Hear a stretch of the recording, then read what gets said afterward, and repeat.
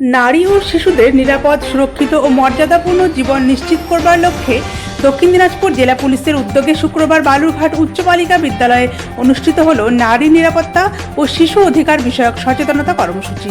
বিদ্যালয়ের ছাত্রী, শিক্ষক, শিক্ষিকা এবং সমাজের বিভিন্ন স্তরের প্রতিনিধিদের উপস্থিতিতে কর্মসূচিটি উৎসাহব্যঞ্জক পরিবেশে সম্পন্ন হয়। অনুষ্ঠানে প্রধান অতিথি হিসেবে উপস্থিত ছিলেন বালুরঘাটের ডিএসপি হেডকোয়ার্টার শ্রী বিক্রম প্রসাদ। বিশেষ অতিথি হিসেবে উপস্থিত ছিলেন বালুরঘাট থানার আইসি শ্রী সুমন্ত বিশ্বাস, সাইবার ক্রাইম থানার আইসি শ্রী সৌরভ ঘোষ, বিএসএফের AHTU হিলি বিওপির আধিকারিক শ্রী হানুতারাম, বালুরঘাট উচ্চ বালিকা বিদ্যালয়ের প্রধান শিক্ষিকা শ্রীমতী মহুয়া চৌধুরী, বালুরঘাট মহিলা থানার আধিকারিক শ্রীমতী চন্দ্রিমা সরকার এবং শিশু সুরক্ষা কর্মী শ্রী সুরাজ দাস। এছাড়াও বিদ্যালয়ের শিক্ষক, শিক্ষিকা, সমাজকর্মী ও অন্যান্য বিশিষ্ট ব্যক্তিবর্গ অনুষ্ঠানে অংশগ্রহণ করেন। আলোচকরা কিশোরী ও নারীদের নিরাপত্তা নিশ্চিত করতে পরিবার, বিদ্যালয়, প্রশাসন এবং সমাজের সমন্বিত উদ্যোগের উপর গুরুত্ব আরোপ করেন।